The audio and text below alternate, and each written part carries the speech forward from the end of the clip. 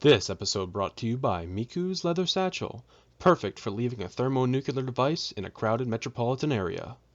Hey guys, it's time for another super 100% factual, informative video from your friend, Honest Baldur.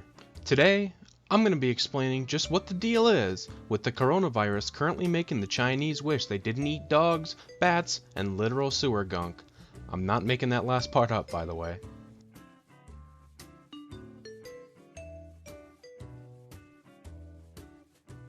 Let's first establish what coronavirus is, and what better way to do that than with a clearly labeled graphic. Let's see here. Starts off with a fever, a dry cough, maybe some breathing problems, upset stomach, diarrhea, and your body just feels like shit. Well, that ain't too bad. Oh, and what's this red section? High fever.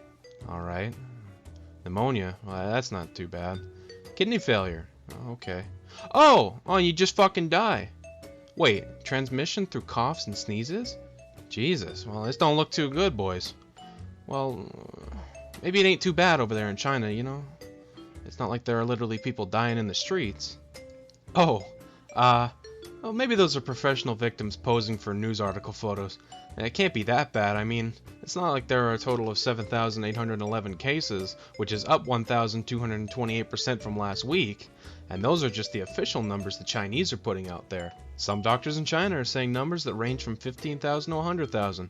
Transportation networks in major cities have halted. 40 million people are under quarantine. And I'm not just talking government quarantine. I'm talking normal fucking citizens are literally guarding their cities.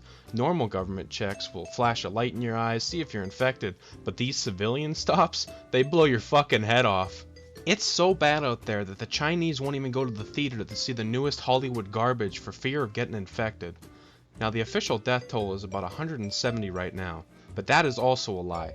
According to those on the street, one crematorium is smoking 20 bodies per day, non-stop running, straight burning the dead all day. Who's to blame for all this, though? The official story is that Ground Zero was the Huanan seafood market through food contamination or something like that. It doesn't really matter, because that, just like everything else in the official story, is a lie. A mere 20 miles from the seafood market is the Wuhan Institute of Virology.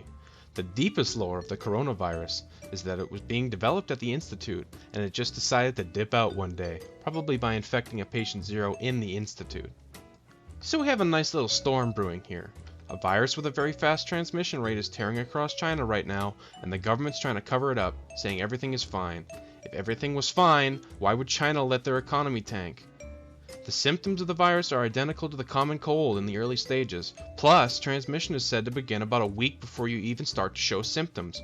Wuhan is one of the biggest transportation hubs in China, so there are potentially hundreds of thousands of people at risk here.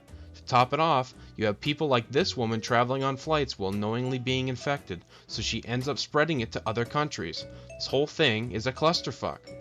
So, what can you do? Well, I recommend jumping in your handy-dandy survival bunker packed with all the essentials, and you wait this thing out. Pray to God, pray to Allah, pray to fucking Corona-chan, it doesn't really matter. Who knows, maybe if North America gets hit hard, you can emerge from your bunker in the midst of the boogaloo.